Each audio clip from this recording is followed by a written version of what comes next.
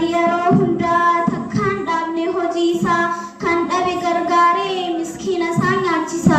Khayri irratti nama waamee badirraa sodaachisa. Argameen beeku jettee jeenyummaan akka isa. Haqa biyyaa eeggataa walqixxummaa diriirsa. Mirga uumamaan labsaa gabrummaa dhabamsiisa. Halkan rafee hin beeku miskiinotaaf muddama. Lafti dhiyuuf kaanaan umariitu eegama. Nyaata dugda baatee miskiinotaaf muddama. Lafti dhiyuuf kaanaan umariitu eegama. Ilma namaarra dabruun beeladootaaf ciqqama.